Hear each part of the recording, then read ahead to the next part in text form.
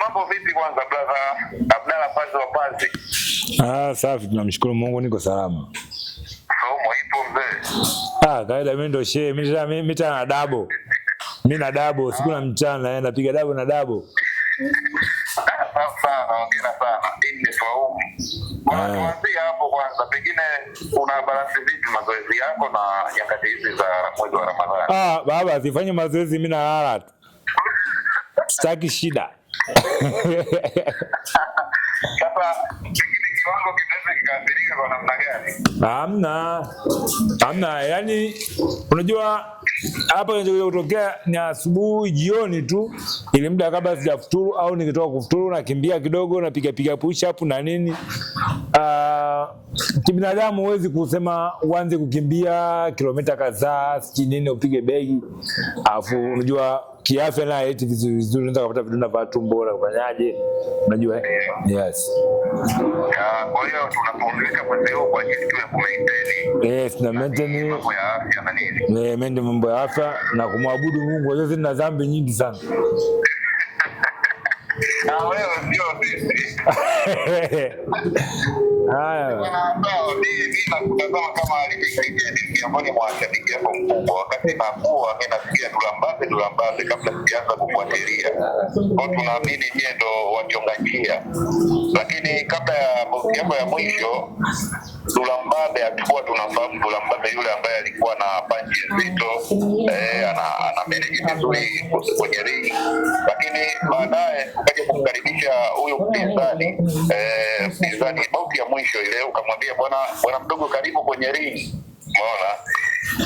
Lakini game yako ikaja kuonekana nzuri sana, ukafanya vizuri sana. Pengine ulimuona dogo, ulimsoma kwamba ni mtu ambaye anakuwa na heshima kwa legend, au ni kitu gani ambacho kimepelekea ukamkalisha mapema sana kwenye ile bauti? Kwanza ni jambo la kumshukuru Mungu. Cha kwanza, cha pili napenda kushukuru familia yangu. Cha tatu napenda kumshukuru kocha wangu. Ila dogo kweli ni mpambanaji, Daudi Mwita ni mpambanaji, lakini ilikopo bado muda wa kukutana tu kama sisi ilikuwa ni bado sana kukutana na sisi. Amekimbilia palikopo bado. Ndio. Pengine kitu gani kilifanya Dulambaze asiwepo kwenye ubora wake muda mrefu? Kama ukijua tuko duniani, anayejua ni Mungu. Mungu kila kitu kina wakati wake. Kwa maana hiyo wakati wa Mungu ni wakati sahihi. Kwa hiyo mpaka sasa hivi nadhani ndo nitakuwa kwenye wakati sahihi. Dulambaze kurejea kwenye piki yake kwa maana ya kile kiwango ambacho tunakifahamu tangu zamani kwamba Dulambaze yuko hivi, ni mchango mkubwa wa walimu au ni Dulambaze ameamua kubadilika kulingana na mabadiliko pia ya boxing, mchezo wa boxing Tanzania? Kwanza cha kwanza mimi mwenyewe unajua mchezo wa ngumi niseme kama kaburi anayejua machungu ya huko aniyekwenda huko kaburini. Kwa maana hiyo mchezo wa ngumi naweza nikasema cha kwanza ni mimi mwenyewe, cha pili ni walimu. Kwa maana hiyo sasa hivi nishaelewa. Unajua nilikuwa kwa Omar Dame Pelege, nimetoka nipo kwa kocha Bibu Master Kinyogoli. Nimecheza mechi ya kwanza, mechi ya pili. Kwa hiyo sasa hivi naendelea kuanza kupata uzoefu nini kinaendelea. Kwa maana hiyo mauzoefu yanaendelea. Mimi naambia tu washabiki na wadau, mtapata mambo mazuri zaidi ya hapo mlolipata kwa Daudi Mwita.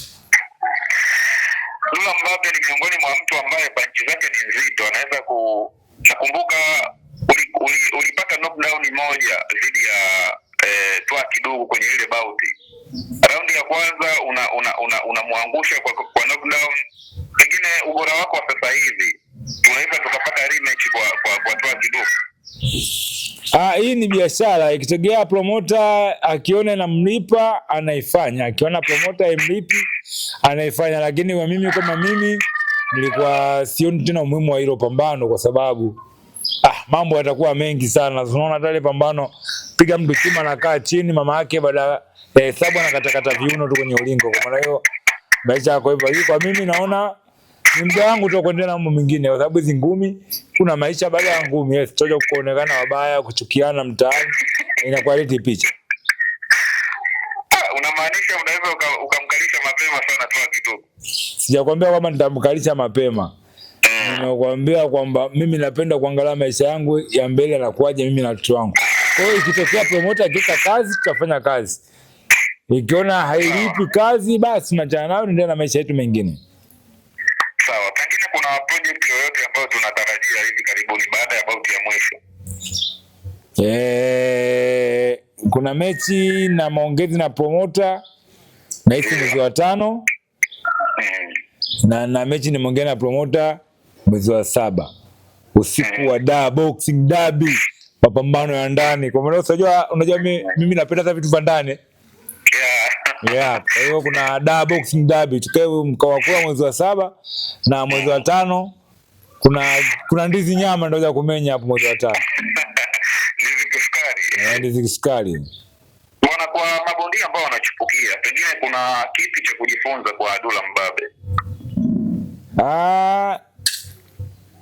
Cha kujifunza, unajua wanatakiwa angalie ngumi zinachofanyaje, inatakiwa nini, matunzo yake, kwa sababu ukiangalia Dula Mbabe box record inasoma nimeanza ngumi 2013 mpaka leo 2025, si ndio? Zaidi ya miaka 10.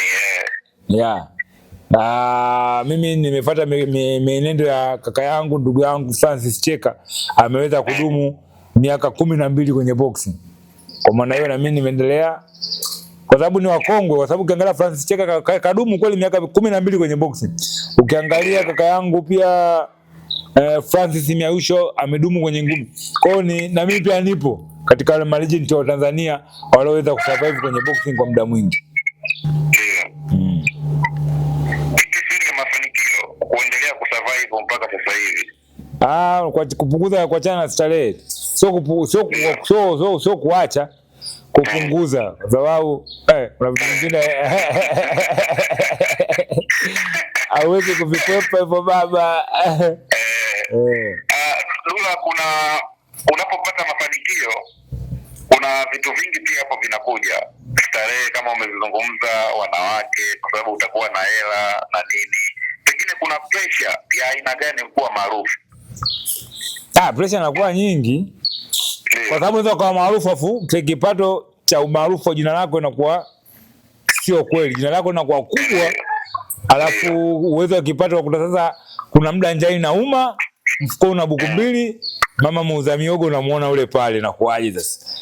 Naona Dula Mbabe ndio hapo nanua miogo unaweka kwenye mfuko, unatafuta uchochoro na kupiga kwa ili maisha yaende. Kwa hiyo umaarufu una faida yake kubwa, na umaarufu una changamoto sometimes. Kwa sababu sasa hivi unakuta ndio hivyo, kwa sababu mimi nishazoea, mimi sijali. Unajua siweza nikatoka nyumbani hapa naacha gari naenda kwa dada, naondoka zangu mjini. Ni kawaida. Yes. Sawa, utofauti wa ngumi wakati ule mnaanza na sasa hivi uko wapi? Kwenye lipi sasa hapo? Kwenye faida wa kifedha au kwenye maendeleo binafsi? Kuanzia mchezo wenyewe, kwa maana ya kuongezeka kwa promoter au uwepo wa mapromoter zamani na sasa hivi, kwenye ishu ya uchumi, utofauti pengine ambao Dula Mbabe anauona. Utofauti upo. Ndio. Na utofauti mkubwa wameleta Azam. Kwanza kuwapongeza Azam. Kwa sababu kama unakumbuka hapa njiani kuna issue kidogo imetokea, Azam wakastopisha kuonyesha ngumi kama mwaka mzima. Sio na mapromoter wenyewe walikimbia. Ndio. Yaani mtu mwingine hela mfukoni. Tulimwona Semunyo aliandaa mechi moja ile ambayo nilicheza mimi Bukoba. Ndio. Ambapo promoter aliweza kung'ang'ania kushikilia tena bampa ni Mlisho Zaimba, mkurugenzi wa Mafia Boxing Promotion. Lazima promoter wote walikimbia baada ya kuona Azam hawapo. Kwa hiyo mimi naona kama Watanzania tuwape kipaumbele hao mapromoter ambaye Mafia Boxing Promotion na Pectime Media kupitia kwa mkurugenzi wa Semunyo, kwamba wameweza kusurvive ndani ya kipindi kigumu na wameweza kusurvive ndani ya kipindi kipesi. Lakini tukipiga hesabu kuna mapromota wengi. Mapromota wengi kama kuna Siraj Kaike, sijamuona muda mwingi. Kuna Ali Mozoa, sijamuona muda mwingi. Mzee wangu sana wewe. Ali Mozoa Yeah. Na wapo mapromota wengi lakini hatuwaoni, wamekimbia. Sijui alishida nini, kama All FM chini ya mkurugenzi ya J Msangi. Baba kikicho kigumu kile kiko wapi jamani?